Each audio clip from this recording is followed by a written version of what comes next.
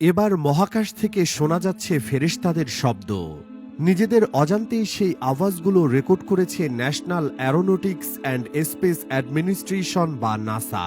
সম্প্রতি মহাকাশ সম্পর্কিত গবেষণা করা এই সংস্থার প্রকাশিত রহস্যময় শব্দের অডিও নিয়ে এমনই দাবি করা হচ্ছে, যদিও এর পেছনে মিশ্র প্রতিক্রিয়ার কমতি নেই। মন্তব্যকারীদের একাংশ একে আসলেই ফেরেশতাদের শব্দ মনে করলেও অন্যদের মতে এই শব্দের পেছনে রয়েছে অন্য কোনো মহাজাগতিক রহস্য।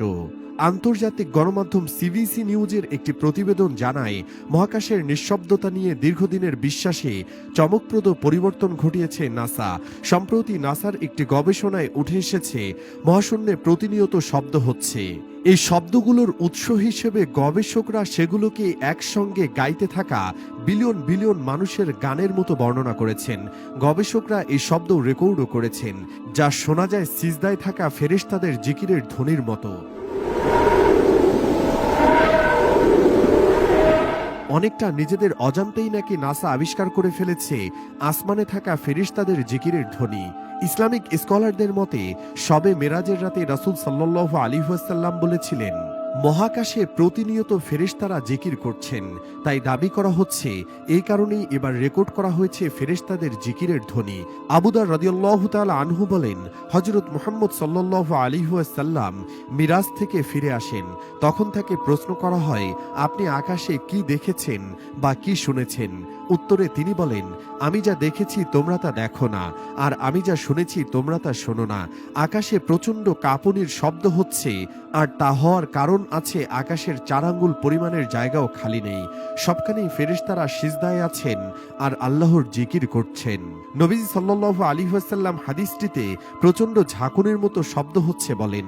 আর ধারণা করা হতো মহাকাশ যেহেতু একটি বায়ুশূন্য স্থান, তাই সেখানে শব্দ হওয়া সম্ভব না। কিন্তু মহাকাশ গবেষণা কেন্দ্র নাসার একাধিক গবেষণায় বর্তমান সময়ে এটা প্রমাণিত যে মহাকাশের শব্দ হচ্ছে। এদিকে সংস্থাটির আওয়াজ ইউনিভার্স ইজ নট সাইলেন্ট অথবা লিসেন টু দ্য ইউনিভার্স শীর্ষক প্রতিবেদনে দেখানো হয়েছে কিভাবে মহাকাশে শব্দ হয়। এমনকি নাসার অত্যাধুনিক টেলিস্কোপ ও যন্ত্রপাতি এর সাহায্যে এসব শব্দ রেকর্ড করা হয়েছে। গবেষকরা বলছেন, মহাকাশে মুক্তভাবে ছড়িয়ে ছিটিয়ে থাকা বিভিন্ন কণা বা নক্ষত্র রেডিয়েশনের কারণে এ কম্পন বা ভাইব্রেশন সৃষ্টি হয়। তার কারণেই শব্দের উৎপত্তি। শব্দগুলো ইলেকট্রোম্যাগনেটিক ওয়েভ আকারে থাকে, পরে সেগুলোকে শব্দ তরঙ্গে রূপান্তর করা হয়।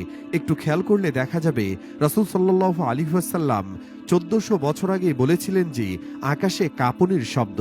এমনকি নাসাও বর্তমানে বলছে শব্দ কাঁপুনির কারণে হয়। এমনকি গবেষণার সাথে যুক্ত একজন গবেষক বলেন, এই শব্দ শুনে মনে হচ্ছিল বিলিয়ন বিলিয়ন মানুষ একসাথে গ্রেগরিয়ান চ্যান্ট গাইছে। জানা যায় গ্রেগরিয়ান চ্যান্ট হচ্ছে খ্রিস্টানদের একরকম ধর্মীয় সঙ্গীত, যা একসাথে গাওয়া হয়। অথচ মহানবী সাল্লাল্লাহু আলাইহি ওয়াসাল্লাম 1400 বছর আগেই বলেছেন যে ফেরেশতারা একসাথে আল্লাহর জিকির করছেন। তবে এখনও এই বিষয় নিয়ে আলোচনা চলমান। নাসা মহাকাশে এমন শব্দ আবিষ্কার করেছে ঠিকই, কিন্তু তারা এর পেছনে বিভিন্ন কারণ বর্ণনা করছেন। কোনো গবেষণায় বলা হয়েছে নক্ষত্রের চুম্বক ক্ষেত্র, কোথাও আবার বলা হচ্ছে প্রাচীন মহাবিশ্বের বিস্ফোরণের শব্দ। তবে আলেম সমাজের দাবি একটাই, শব্দগুলো মহানবী হযরত মুহাম্মদ সাল্লাল্লাহু আলাইহি ওয়াসাল্লামের বলে যাওয়া হাদিসের বর্ণনার সাথে পুরোপুরি মিলে যায়। কিন্তু আসলেও এই শব্দগুলো ফেরেশতাদের জিকিরের শব্দ কিনা তা নিয়ে বিতর্ক রয়ে গিয়েছে।